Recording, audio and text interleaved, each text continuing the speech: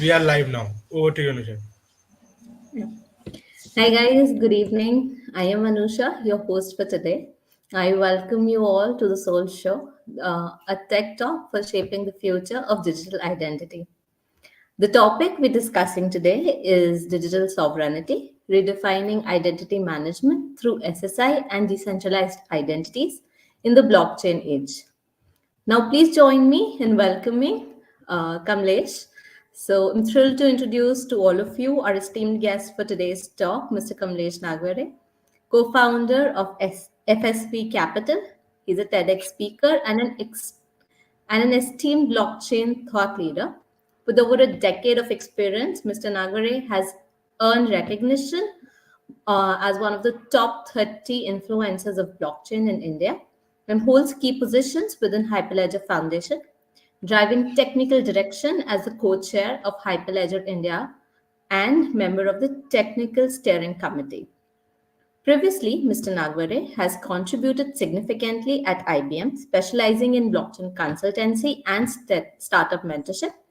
His expertise extends to the areas such as commercial banking, supply chain solutions, and climate action, making him a pivotal figure in digital transformation.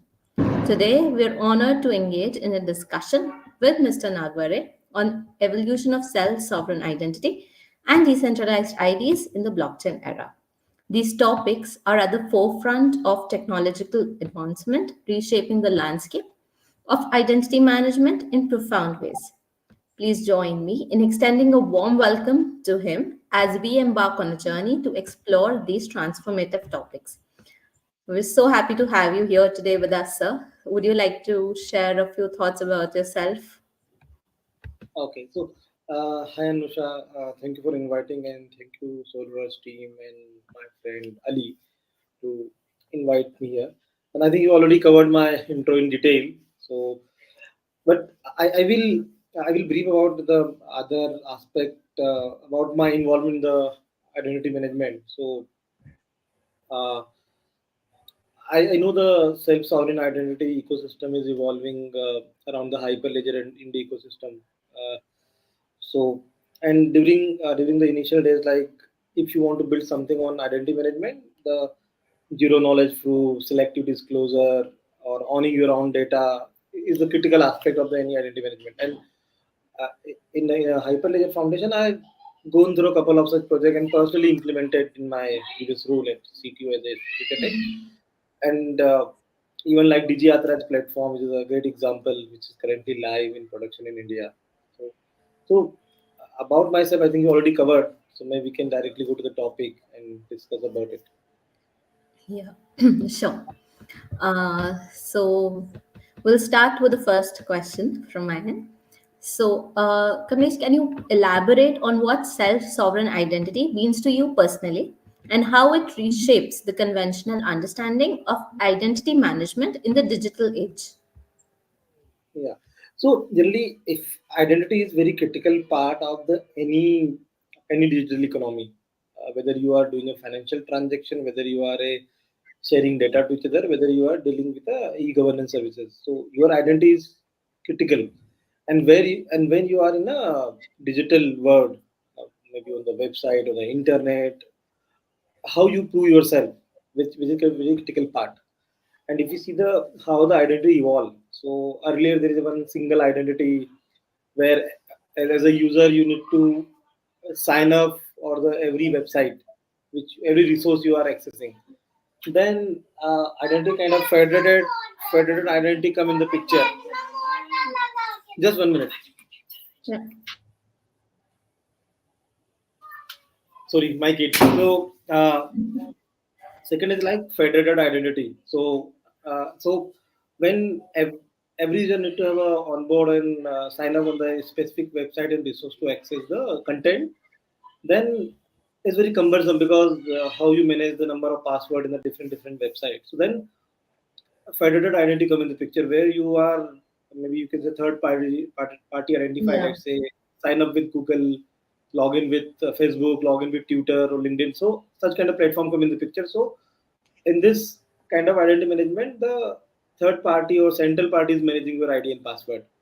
But all these things giving the customer lost the control of their data and control of their identity and all this data, because you maybe heard data is always right. So now when you are accessing any website using the Google identifier or any of the third party identity management, then you are giving control to your data to those kind of platform.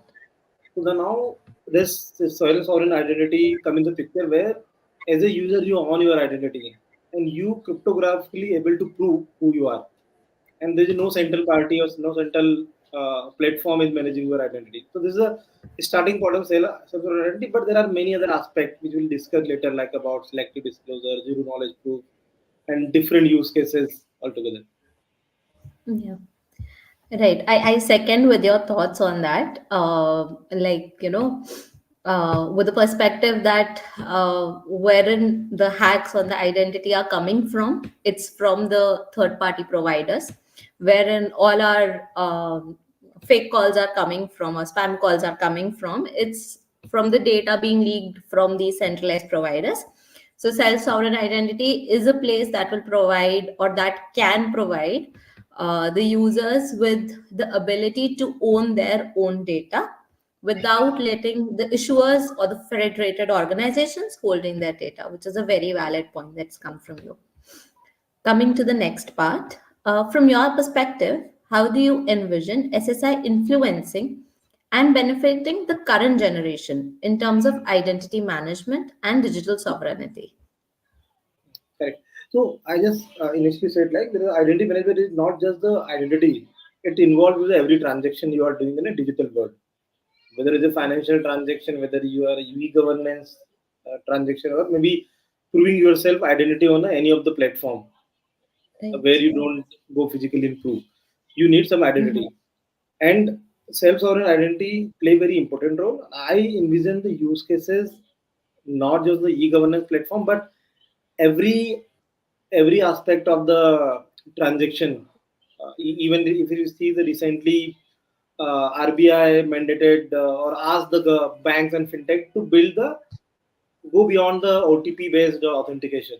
You need the Right. some kind of authentication where you can prove your authenticity, passwordless management kind of system. So now you can see the envision, like, now this self-sovereign identity could become a critical part of such kind of financial transaction.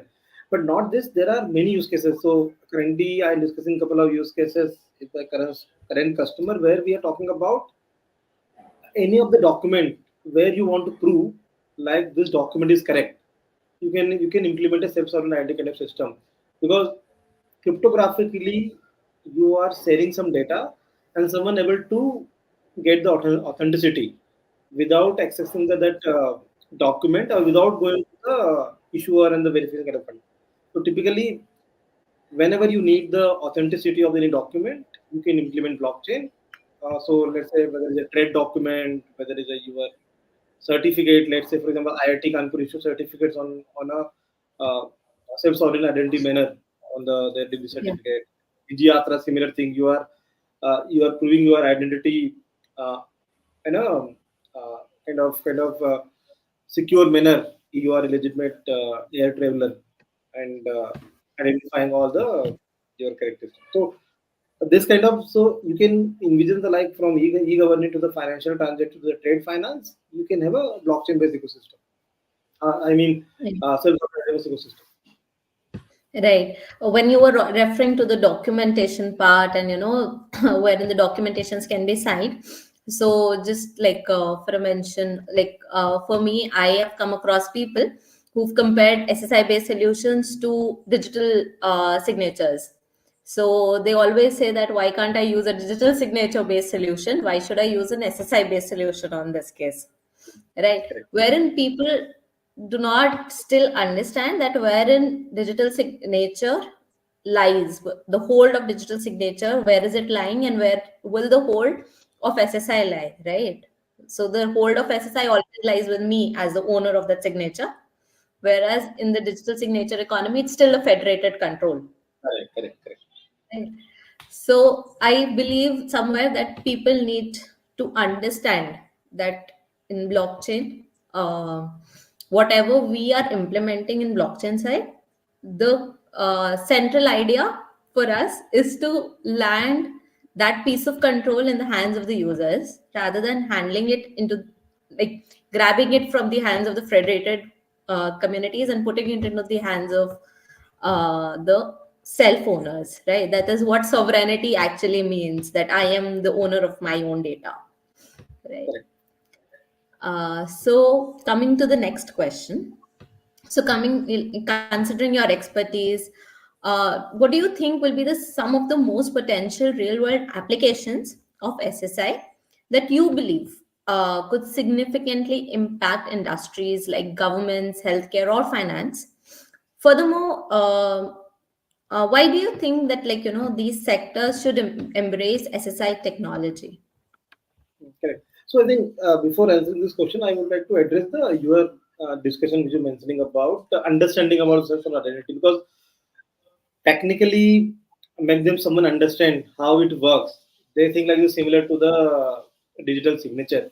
And technically, the same thing, like you are have a public-private key, your signatures, and you are proving authenticity or proving the your identity using the same cryptographically manner.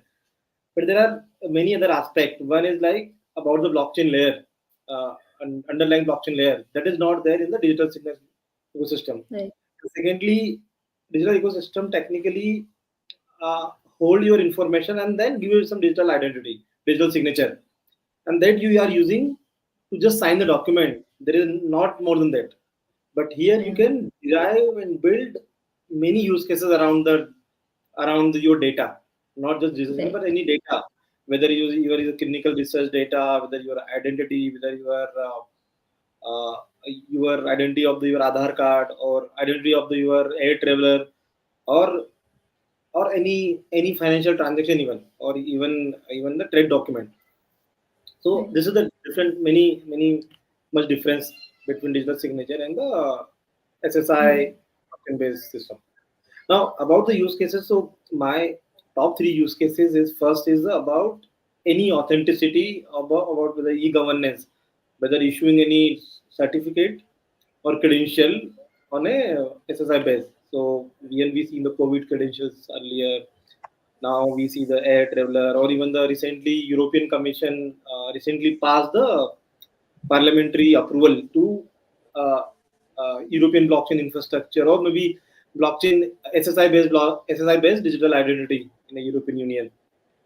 So all the e-governance related use cases where you have a issuer, verifier, and holder of the any of the document or a certificate, SSI based solution can apply. Uh, Second use cases around the in a supply chain or trade document. So whenever you are, because in any of the supply chain use cases, you share lots of data and document across the stakeholder, and whenever you have a multiple stakeholder, typically when it is the blockchain, you can maybe as a issuer can issue document as on SSI based system to the holder, and holder can share to the any verifier. Let's say, for example, let's say in a export import transaction, maybe let's say uh, uh, one issuer issue the bill of lading document on SSI and share to the custom to the supplier, and supplier can share this document to the custom authority, and they can verify on a using the SSI manner instead of the physically owning a document or physically reading a document. Simply verify the authenticity of the bill of lading document using the SSI system. And third, the uh, authenticity in any of the financial transaction where you are removing completely password management to the passwordless systems, where you are proving your authenticity in a cryptographically manner on any of the financial system. This is top the use case I can see, and any of the Yeah. digital identity of any country. Right. I wanted to ask you from your perspective, like you might have come, like since you worked on blockchain since so long, right? So you might have come across some place where you wanted the people to implement an SSI based solution, and you were like, see, this is what I feel that the problem that you are facing can be solved by SSI perfectly, somewhere like this. Like we have day-to-day cases wherein like we deal with clients, we deal with people, we hear their problems about in the real world solutions. Like for example, if tomorrow I'm talking to a bank and I think the problem is not on the bank owner side, it's on the side of the customers, wherein the customers might be complaining repeated KYC, for example, or coming out and saying कि मेरा data फिर से चोरी हो गया and I got spam calls for money laundering and all that stuff is happening. So if something like this is happening, so what do you think? Like, you have some use cases like this wherein you have talked about SSI. So that is what you wanted I to. think one is a decentralized KYC. That is very important Mhm. because KYC is very important. And even if you recently see the Paytm issue, right? Maybe the one Mhm. PAN card linked with Right. 1,000 accounts. So if it was there in a, blockchain based or maybe a cyber system, this can't be happening. And about even there are what is the hacks happening, right? That is happening due to the data about your credential, because that Right. credential is managed by some third party systems or maybe managed by the banks or who are the stakeholder of those identities. And if it's maintained in database, anybody can hack it, kind of system. But suppose if you don't store data itself and directly give control to the consumer, so you can simply even can uh, can make a customer as a ownership. Like if something happened, then you are responsible. We are not the You're responsible. responsible. So even let's say whatever happened to the your system, your account, your fund, whatever, in your identity, you are the responsible. Yet we are not responsible because we never is storing your information. So, Information. Right. so this is a very critical or important use case could be applied, and this Right. could be applied to every industry, not just the financial. It could be Hmm. even implemented in a uh, travel documents, right? Like currently how the DigiYatra doing for your only air traveler Correct. checking, but it could be extended to till maybe hotel check-ins, or later system could be built for the your health data, because that is very critical. Right. Because someone can maybe figure out seeing data like how you going through maybe some, and I think use the targeting marketing will be the same. If the brand knows your data, they can target marketing. So Mhm. Right. this kind of use case is very critical, and then that could be extended later to the larger business use cases about the Right. trade or any of the documents. Yeah.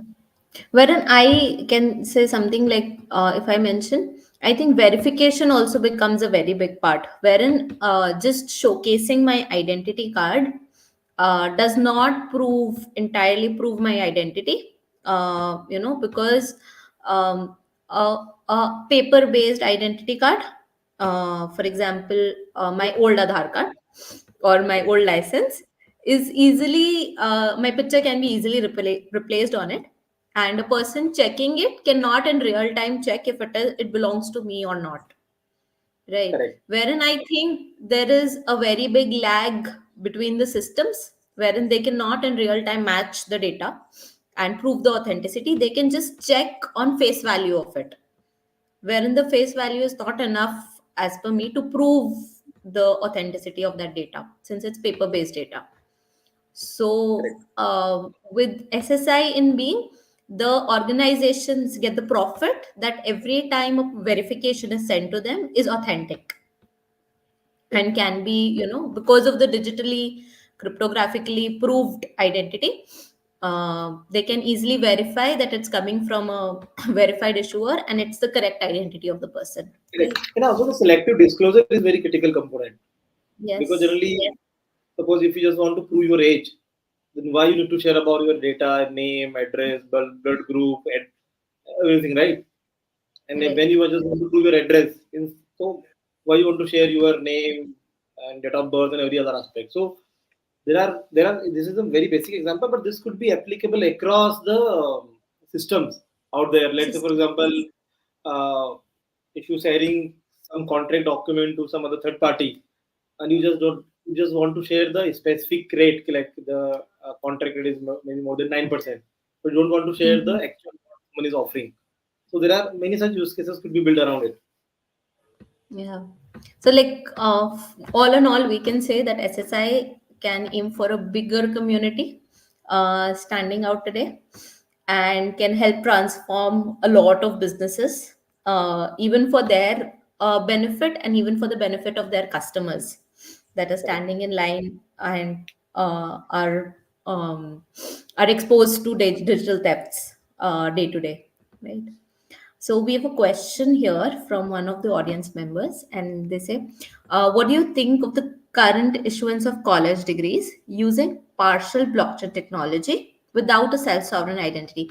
So basically, if I'll expand onto the question, it's like there are solutions today available which are using blockchain to issue certificates, but it's not entirely SSI-based systems that they're using, right? Correct. So So, I got it.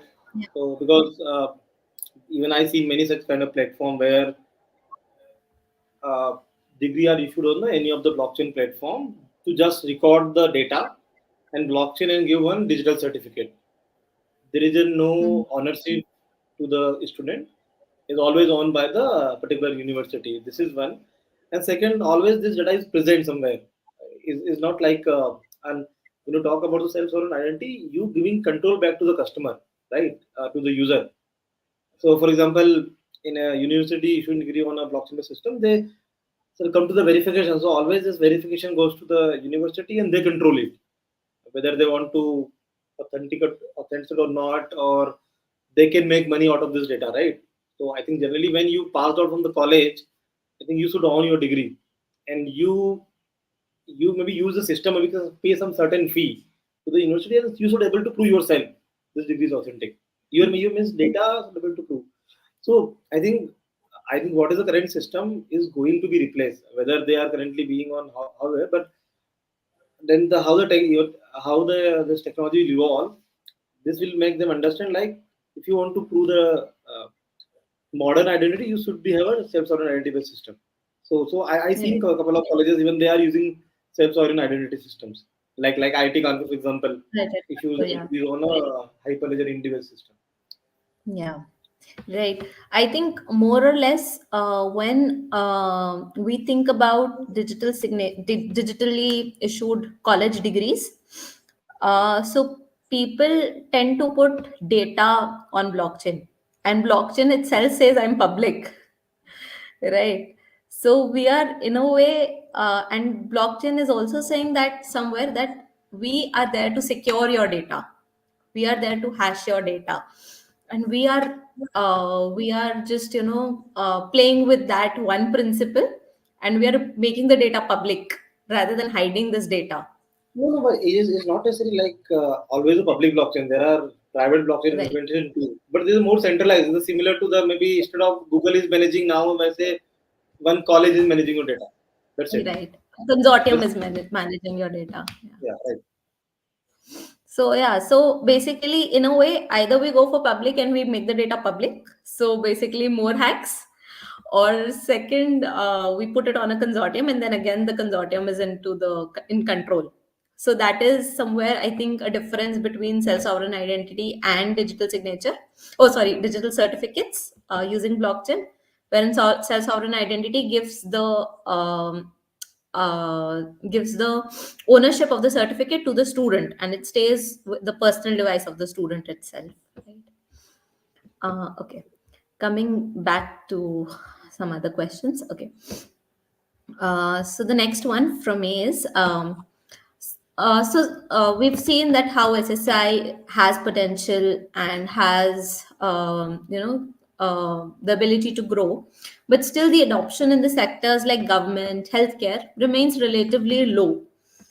So, in your opinion, what is the primary factor that is hindering widespread adoption, and how can this barrier be overcome to foster greater acceptance, like in the current world scenarios?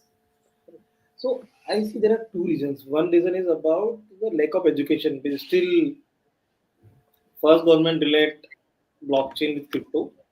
So when Mm-hmm. someone speaks about blockchain, they say okay, is a crypto. They are avoid it.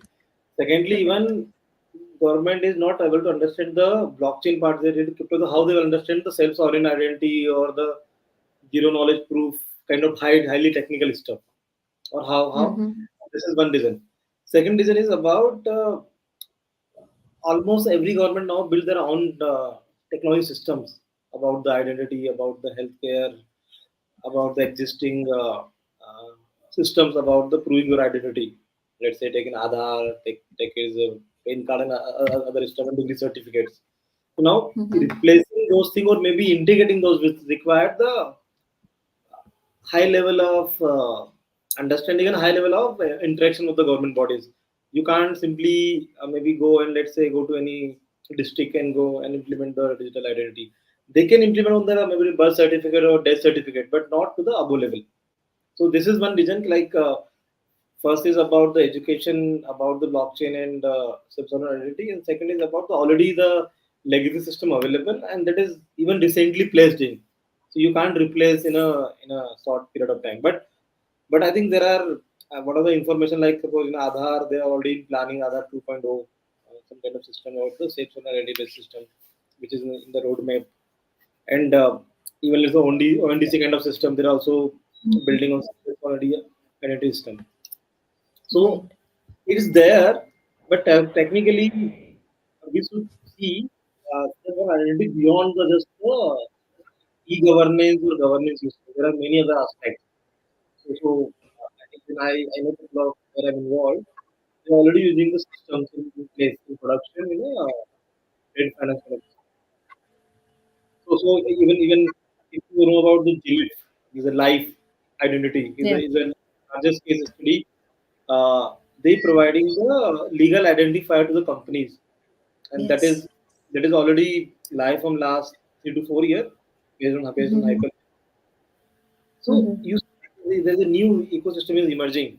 So now here they are identifying the company on a self-sovereign identity system. Now you can identify any data similar way. Yeah. So adoption is going, but maybe let's say DigiArthur for another example, which is already live. There are millions of users already using it.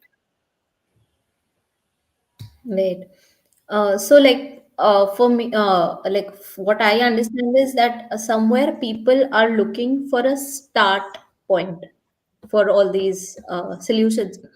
Like if I tell them that we can bring digital certificates or we can bring college credentials onto the SSI, so they'll think about more what will be the basis of issuing a credential.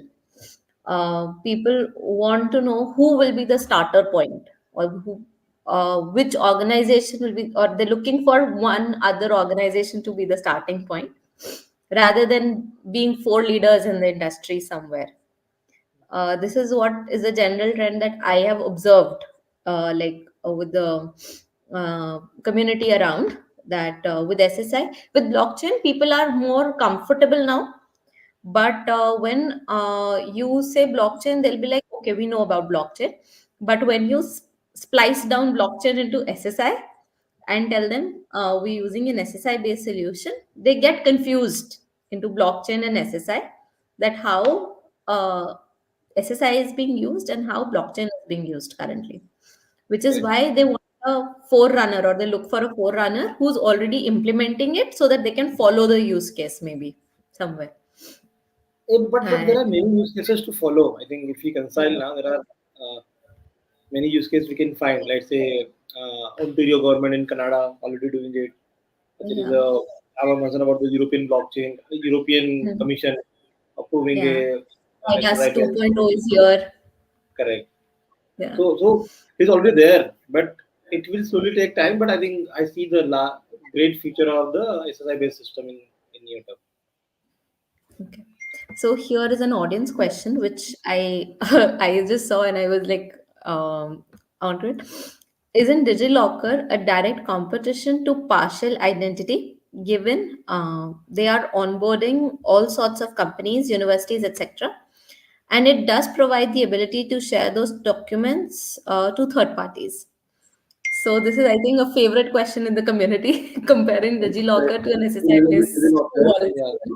So DigiLocker actually is a repository. Actually, if you technically see now, is a repository of NAD, kind of Mhm. National Academic Repository. So where Mhm. you or maybe your academia issuer are or any of the issuer are storing documents, whether you can store. So they are managing documents somewhere. This is a central repository actually. So there is no thing. Simply Right. degree issued by your university. Okay, they give to you and they also store in the net system. And similar to every credential. And using the DigiLocker app, you are just getting access from that repository and able to share anything.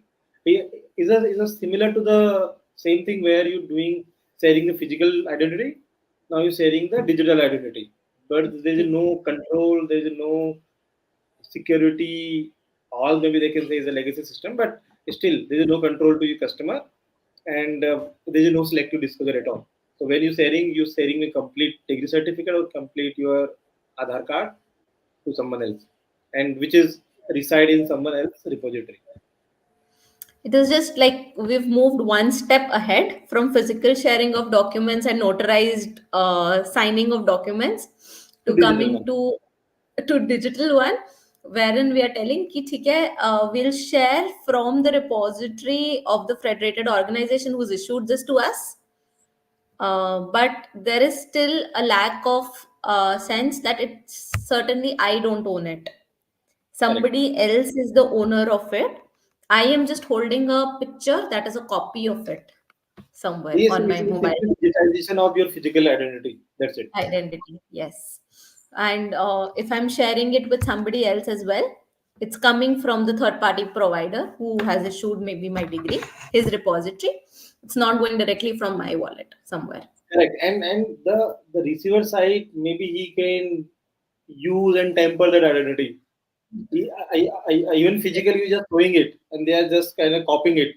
But here you are completely sharing the PDF file to them. Yeah, correct. Uh, so there's a counter question on it. Yes, but given it's government controlled, how can we explore the possibility of introducing similar solution to the market? No, I didn't get question. What he asking? The question is like, since DigiLocker is government controlled, so how can we explore the possibility of introducing maybe a similar solution to DigiLocker using SSI into the market? Like, how can we introduce it? Yeah. There will So be I got it. challenges. I think this is very difficult part because whether government itself implement it on their in-house or whether because DigiLocker provide the APIs, right, on system. So maybe you can use DigiLocker system and build on top of your SSI based system. So, Right. but still they on the data, but for the your customer you can give that access. But still, if someone managing it, it should be done from that side. Right. I actually remember a quote on this line. I was reading Dan Brown once, and Dan Brown in his book has said there was a time when there was barter system. People didn't have currency, so they used to exchange goods for goods. Then they realized that maybe using a currency would be better for transacting. So they came to the world of currencies. Now, currently, we are in the world of digital certificates, wherein the data is stored on centralized systems, and we are able to share it over internet. Tomorrow will be the day for SSI, wherein definitely the industry will realize that, see, by only sharing digital certificates, thing is not working out. Still, my data is getting hacked. So I need a better system, and that is a better system from SSI. So yes, we need to start today to enforce people to, or ask people to start using SSI, and maybe tomorrow we will definitely be able to implement it in the larger systems like government systems as well, Yeah, correct. I which think is that's already started. yeah, correct. That's why RBI mentioned last week about uh, optional of the OTP and OTP based authentication.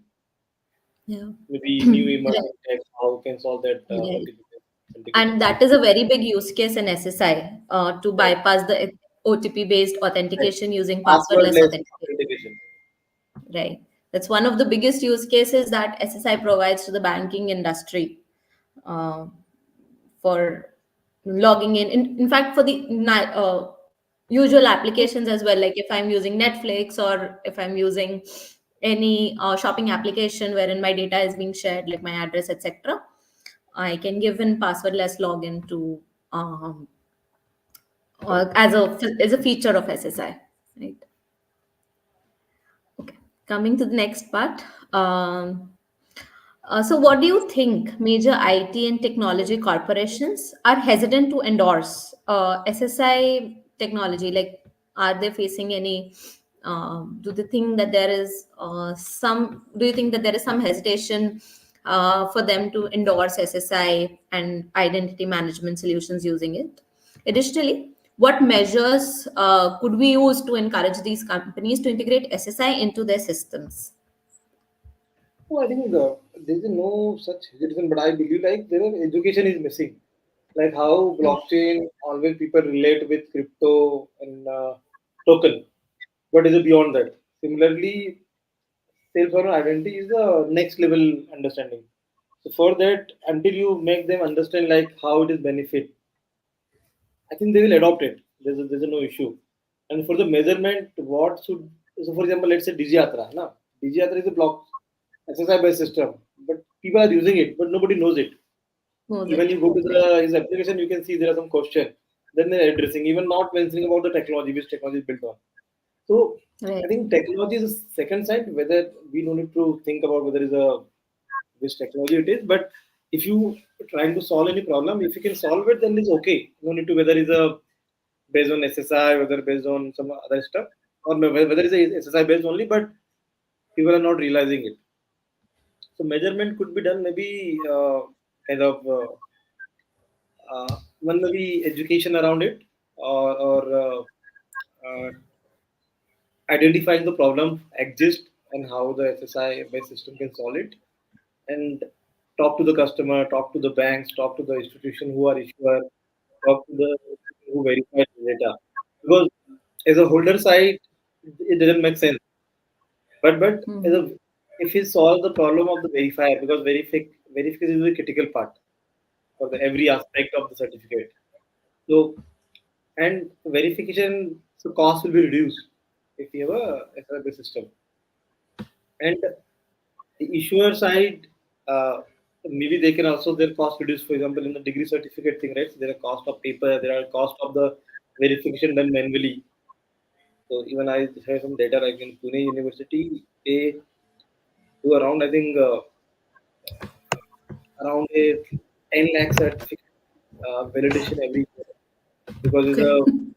around 50, 60-year-old university, and there Mhm. are millions of people already doing a job, corporate job. Right.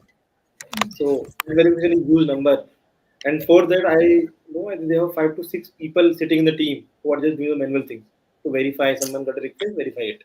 So now you can completely remove this and maybe put the SSI based verification. Simply someone can verify, even verifier can verify directly from their own system, simply putting the verification link. So there is no cost and efficiencies gain there. Like instead of verifying take 1 week, 2 week, it could be done in some seconds. Similar with the trade document, where you are supplier sending document to custom department, they were verifying it, and they share to someone else. All the document keep exchanging, and it takes time. So maybe implementing those things could be reduce the verification time and bring the efficiency in the system. So I think all this need to be educated, or maybe given some awareness to the businesses. Right. Even when you brought up education in public universities, from public universities like Pune University, I remember when I got into identity, my first concern was that I was studying for my master's. I was doing my master's, and my bachelor's degree was required. So master's takes 2 years, and I have done my bachelor's from Delhi University, and Delhi University told me that they'll give me my degree after 2 years. So after I'll complete my master's, my degree will be submitted to my master's college, after which I will get my degree certificate for my post graduation, which is a which becomes a big problem for the In my students. case also, I also received my degree around 2 years later. Yeah. Right. So that becomes a very big problem for the students I think I was studying in India still for my master's, so it was still better for me because the university, Cochin University, understood that it is the Delhi University policy. But if Delhi University already has an SSI based system or already has a blockchain based system, that would have not been a problem for me. They could have given me the degree like after my result was done. It would have been simpler. So yeah, so these are some of the problems that if the university understands and if public sector understands, they can easily adopt. So I have one more message, I think, on comments. By EU supported blockchain solution related to digital identity. This is we've got a EUDI GitHub link for a wallet. So yeah, okay. Correct. So coming, Yeah, I think you see. already discussed, right, about the like European Commission is having a EIDS 2.0 approved. Hmm. Is a Right. SSI based system. Setup, yeah. Even EID, European Union has been working, I think, for a long while on this identity management, SSI, and they've come ahead with GAIX a long way now. So I see positive impact of SSI on the European Union already that they're working out on it more. Actually, European Union and second, Canada, because Yeah, Ontario and Ontario British government, Columbia yeah, yeah, almost running their all the e-governance services on SSI based system. yeah. Like adaptation is coming now with like Bhutan also there on the league, Singapore and Switzerland also there in the league. So everybody has somewhere started working on blockchain and SSI to zero in. They're working on SSI. But yeah, the adaptation to the larger scale countries needs to come still, and organizations also. I think maybe for larger scale companies, organizations can be the driving point that they start, and then they help government to start implementing. Maybe Yeah, moving to the next, yeah, moving to the next question. Like someone like you who's knowledgeable about blockchain technology, how would you suggest addressing the significant gap in the understanding between the general public and this between general public and the security aspects of blockchain? How can we enhance the public trust in the blockchain based solutions like SSI or identity management? so I think for that, I think as a leader or as a blockchain enthusiast or blockchain community, whenever you interacting with someone, I think you should always talk about. So even for example, whenever I use DigiYatra, I will make a post on LinkedIn. Mm. So it will goes to the thousands of people in my network. The similar way, suppose when you interacting with your counterpart or interacting with any banks or whoever, then you can maybe talk about the blockchain and talk about the this kind of system. Maybe they will ask about the crypto or other stuff, but I think because there is no way because the government is not going to be advertise how they advertising UPI and other system like as a use yourself need to or maybe as a community of people you should always be positive and keep talking about in different forums. For example, I talk to many different forums. I always talk about the enterprise or business side of blockchain instead of Bitcoin blockchain. So I Right. think that is our responsibility, and I think slowly it will take time, but now even people are more understand. I think compared to the Right. years before, even in initial days, I need to start with what is blockchain and make them understand the cryptography, consensus, smart contract. Now people understand that level. Now they understand. They want to know more about how the ROI of implementing this thing. So that has changed in the last 8-10 years. Hmm. Right, correct. But somewhere I feel that I don't know matlab, if you've also realized it that the population today they're sharing their data so much in open, maybe through social media and also through LinkedIn as well. and also coming to, they're sharing their data with multiple stores, their at least their phone numbers, email IDs, birth dates, etc., just because they will give them a goodie in their birthday month. And like there is so much data sharing already happening. Are the people aware that what they are sharing, like somewhere they are ignorant about that this data that they are sharing is causing them more harm than benefits? Is it like, somewhere a lack of understanding, the basic understanding of the human nature, that they're just looking at the gold benefit at the top and not looking at the dearth of data sharing that they're doing, like so somewhere, yeah. Like, do you think that that is somewhere what is causing the problem, that people are still not very aware about data sharing concept, and what is happening with data sharing, that is causing the others not to be, people are like, theek hai, abhi chal raha hai system kind. Correct. People are like Yeah, I this. think your that point is right because currently we don't care. Even maybe we're getting 8 to 10 spam calls, right, daily, but maybe any marketing calls, but we don't care about that much. Right. Uh, and until I think another thing, maybe I think there should be much more education required. That said, also like uh, privacy, cyber security, or I think how if data is not secure, privacy maintained, then anybody can how. I think currently as a story, we don't know like what is the impact of the data sharing. That is missing part, right? So Right. maybe or whether we just relate with the financial transaction, but we are not relating with the identity theft around your social life or your personal identity information is shared on social media or other aspect about. But that if that data is in place and people talking about it and then talking about how the blockchain and cyber system can solve that problem.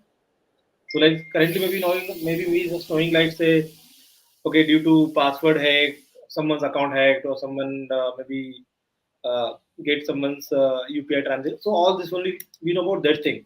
But even that number is also not public. Only the leaders can talk about in the forums. Okay, let's say cyber security could be the $5 trillion impact in the next 5 years. This data is not quantifiable. And when you relate with this data with the actual person, let's say if you share, let's say 10 million people's suffering due to the data sharing, data privacy rules. So even yesterday I was reading there are I think today in Economic Times, due to the data privacy regulations and rules, Google, Microsoft, it is fined heavily in $1 billion every year. But Yeah. this is not being said to the consumer. The consumer is being Correct. aware or business being aware. So if you can read the paper, I think there is already mentioned like the Google fined almost every year $1 billion fine. Microsoft around $500 million, Nvidia, even Intel fined $1 billion. And but that is all is happening only US only, not in other countries. Let's say if other countries also seeing that much importance about your data, even let's say our currently, I think maybe we can discuss about the current regulation DDPA, right, which approved by government, by the Digital Yes. Data Privacy Act. Yeah. But when this will implementation in program, then blockchain and SRB system can play a very important role. Yeah, yeah, right. It's a very valid point. Like, whenever the education to the normal consumers, if today I go and I'm paying a bill and I tell the store people I'm not going to share my number, I think people behind me will say she's mad. Why is she here shopping if she does not want to share a number? She should know that it's important to share the number. So, So people won't. sharing a number is very common. Even you go to doctor appointment, they write the assistant write your Correct. phone number, your address, Correct. everything, and not Right. just there. Sometimes even going to the even some kirana store, they also write your number. I think Your number, so. right? So data privacy is very uh, considered very cheap option in India, especially in India, where nobody care about your data. anyone, you can share your mobile number anywhere. Someone asks you, just simply share. Correct. Nobody. Like I go to a store and I say, I need to buy something, and they'll be like, okay, give me your phone number. So this is something. That we don't realize, that how many places my phone number is linked to already, and I'm I think sharing this multiple. I data think multiple. Like, very for example, go to any corporate building, right?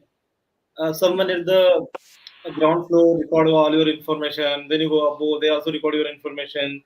They also take your Aadhaar card, your everything.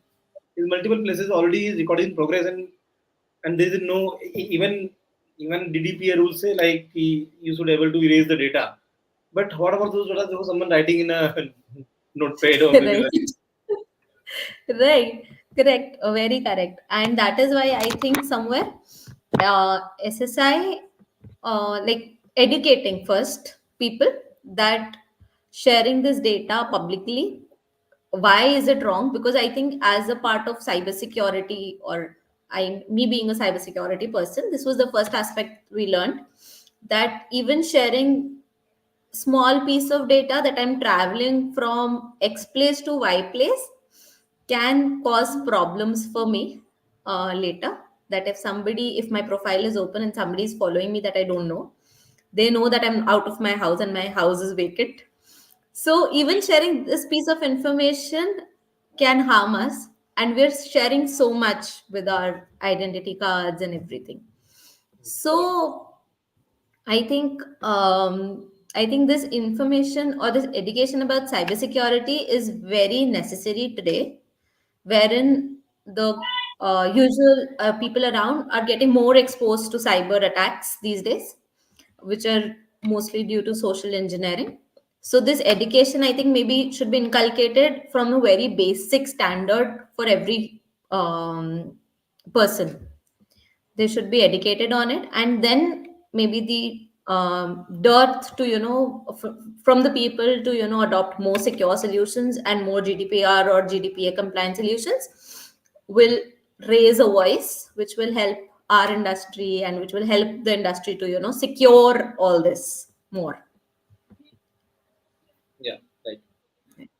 Right. So any more questions from the community? Is anybody here want to ask any questions?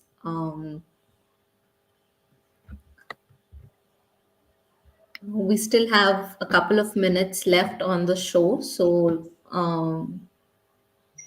if you people have any questions, you can please ask.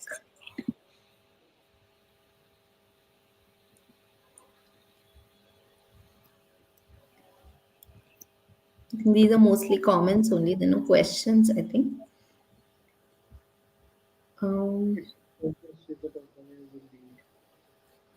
Alip is saying something, we're not audible to us.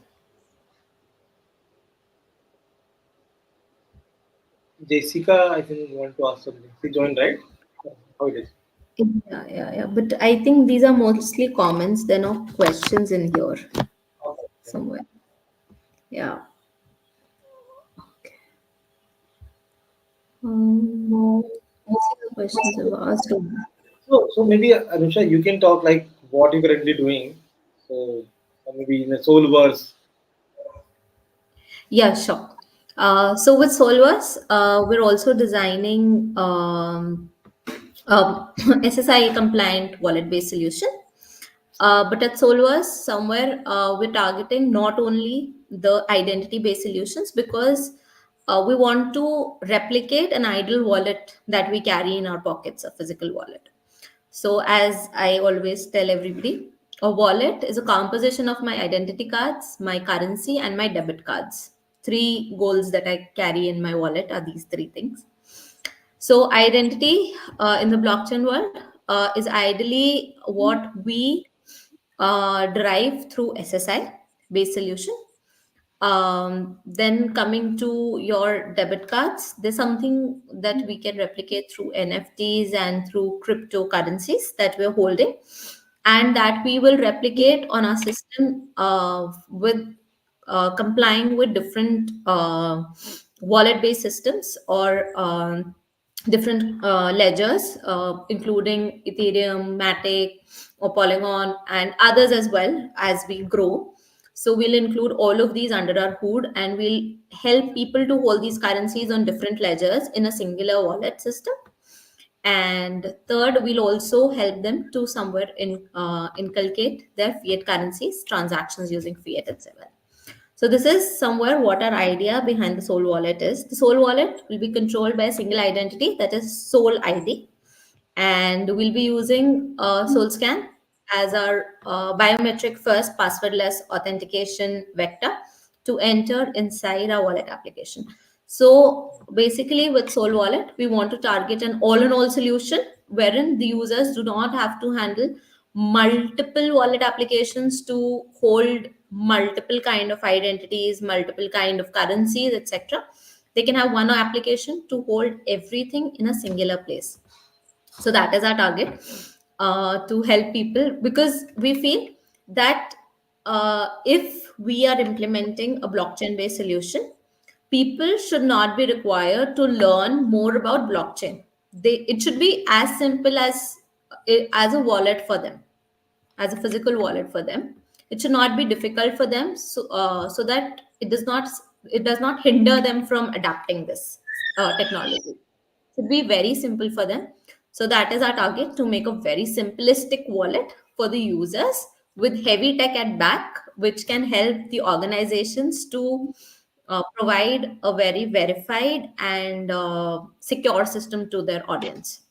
So that is what our product targets today, and how our product is going to look. We are soon going to launch our MVP in the market, for everybody to try their hands on at least. So yeah, so that is how our Soul Wallet will look like. Right. So this Uh, is a question by Dr. Sekhar about the yeah. MSME kind of companies are keeping away from data privacy. I think not just MSME, but there are many big organizations is not so much thinking about the data protection. That's where this GDPR or the compliance. That's why this big organization fined by the regulators in the respective countries. So, and obviously MSME is very number of MSMEs which are not following, or the Yes. businesses someone created. Even let's say many social media platforms or any NBFC companies or small companies or maybe 1,000, 10,000 kind of report. Even a hotel management, for example, they are not doing this right. They are go to hotel, they take your all identity and every store, physical document also store, right? And maintain in their website, maintain the maintain the physical copy or Aadhaar card, and there's no protection law there. So obviously, lots Right. of challenges there. Mhm. Right. I think we have one more question. Yeah. Yeah. So beyond data privacy, what are some benefits that SSI can unlock for business and individuals?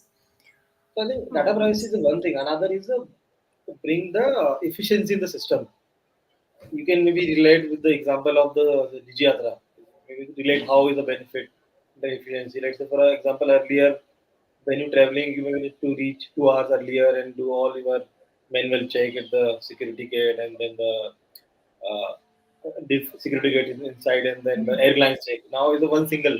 You simply go and it will scan your face and you can allow in the airport, right? It's a time saving, it's a efficiency.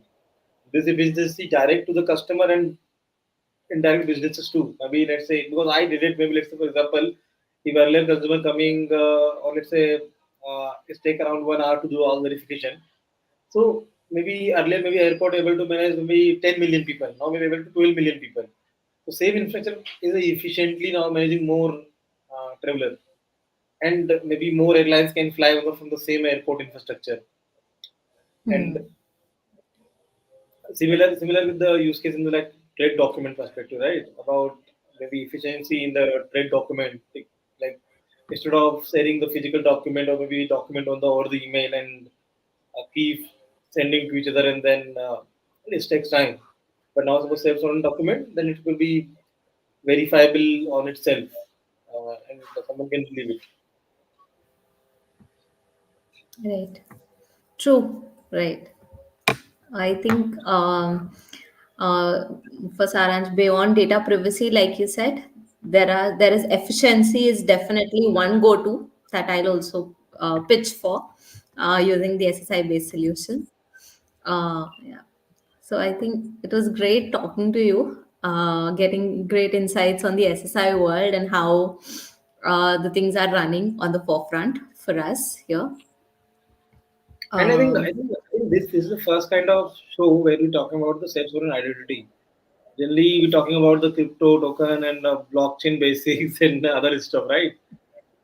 And right, SSI is not new, right? It's, even I am part of the Hyperledger ecosystem from day one, and the Hyperledger Indie SSI is from a long time, it's more than six years. right, right, Nobody talking about it. It's a good, correct. great initiative actually. Yeah. So I'll just then let's conclude on this with this great thought in mind that SSI is gaining grounds with the identity management scenario. Well, thank you all for joining us today. It's been an incredible session filled with valuable insights.